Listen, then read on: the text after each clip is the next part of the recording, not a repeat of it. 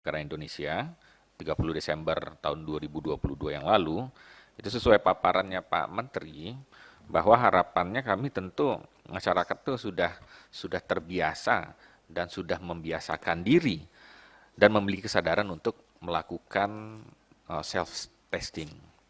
Nah, sebagai screening ya, kita tidak pernah mengetahui ini COVID saja ini masih hilang timbul pada saat sekarang. Nah, pada akhirnya, pada prakteknya, meskipun regulasi self-testing ini belum ditetapkan, namun kan berbagai alat antigen ini sejak dari dulu itu sudah banyak tersedia, baik di toko-toko offline maupun di marketplace, karena ini sangat mudah dicari dan digunakan.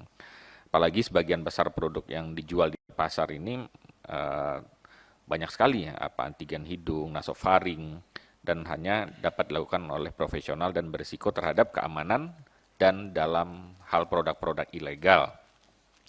Sekedar informasi nih Pak Menteri, bahwa diskusi forum kebijakan tentang self-testing COVID-19 yang sudah dilakukan oleh beberapa epidemiolog, asosiasi patologi, dan juga perwakilan dari Kementerian Kesehatan, menyepakati pentingnya pengembangan regulasi untuk mendukung sistem surveillance berbasis masyarakat.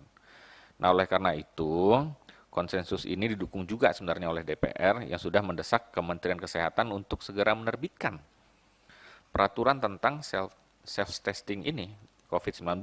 Namun pada saat ini juga, itu kami belum mendapat penjelasan yang merinci dari Pak Menteri. Nah, bagaimana itu kelanjutan dari formulasi regulasi kebijakan self-testing yang kami kira ini belum dapat kita penjelasan secara mendalam. Kemudian penjelasan mengenai beberapa program prioritas tahun 2023 khusus untuk penanganan penyakit tidak menular, khususnya cancer. Pada hari cancer yang lalu kita tentunya aware banget ya dengan sudah di launchingnya kerjasama antara Rumah Sakit Darmais sebagai National Cancer Center dengan The University of Texas MD Anderson Cancer Center. Dan tentunya ini menjadi terobosan yang baik sekali bagaimana penyakit cancer ini semakin bertambah jumlahnya dan rentang usianya juga semakin meluas.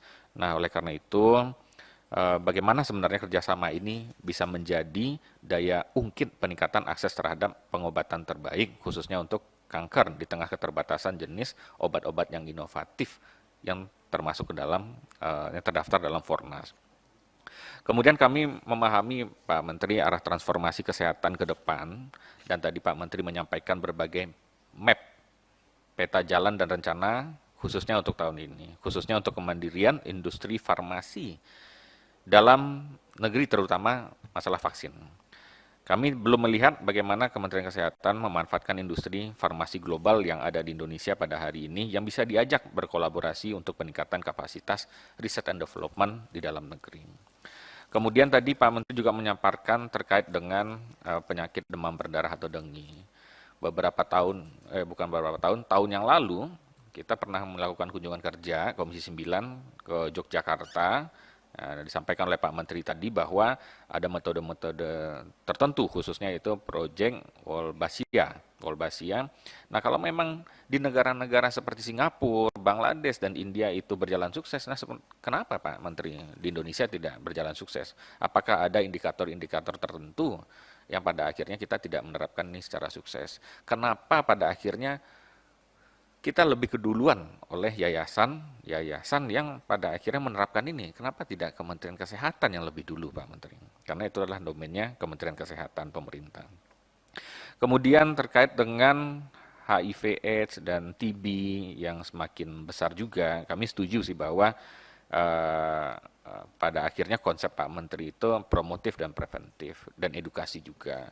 Kalau saya menganalisa bahwa kita coba sandingkan dengan serapan anggaran tahun 2022 Kementerian Kesehatan, khususnya di tempat direktoratnya Bu Endang, itu terkait dengan Direktorat Kesmas. Nah, Kesmas ini kan lebih banyak edukasi, Pak, Bu Endang. Kami kira untuk promotif dan preventif itu ya Bu Endang harus segera dari kuartal pertama di tahun 2023 ini harus berubah, Bu.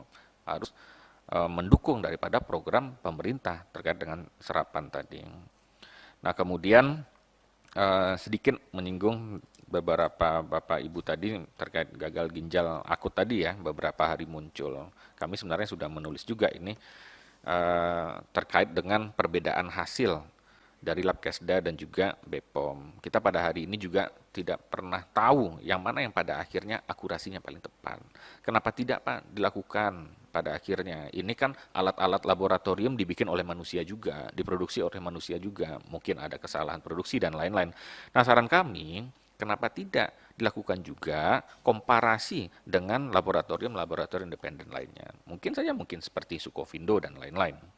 Nah, ini juga Pak Menteri beberapa waktu yang lalu menyampaikan bahwa gagal ginjal ini belum memenuhi syarat ini sebagai syarat kejadian luar biasa. Tapi kalau kita melihat di rapat terakhir, ini kan cenderung angkanya sudah hampir hilang sebenarnya. Tetapi ini muncul, kita mengkhawatirkan nanti di waktu yang akan datang, ini bisa jumlahnya bisa bertambah lagi. Ini yang menjadi kekhawatiran kita. Nah, mohon Pak Menteri, ini secara mendalam mencari akar dari permasalahan ini agar nanti bukan rakyat Indonesia saja yang mulai tidak percaya dengan adanya perbedaan hasil ini dari Kementerian Kesehatan maupun BPOM. Kita juga dilihat oleh dunia bagaimana buah negara Indonesia ini melihat dalam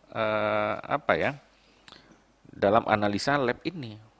Nah, ini mungkin mudah-mudahan bisa segera mungkin nih Pak Menteri. Kemudian Pak Menteri juga menyinggung tadi terakhir nih Pak Melki di film apa yang Pak Menteri sudah tonton itu The Last of Us ya, disampaikan bahwa itu menceritakan bahwa ada pandemi baru yang berasal dari Indonesia. Saya kira ini mungkin bisa menjadi sebuah cerita fiksi yang difilmkan, tetapi ini juga bisa menjadi warning buat kita. Nah, kenapa sutradara dan pembuat cerita itu harus membuat Indonesia sebagai origin of virus tadi? Gitu loh Pak Menteri. Ini mungkin cerita fiksi, tapi ini mungkin menjadi warning terhadap kita. Nah, oleh karena itu, bagaimana riset and development, Pak Menteri juga punya badan pengkajian analisa tadi, maupun kerjasama dengan BRIN, untuk terus ini, mewaspadai, memonitoring, kalau bisa radarnya luar biasa, wah apalagi akan terjadi di waktu yang akan datang.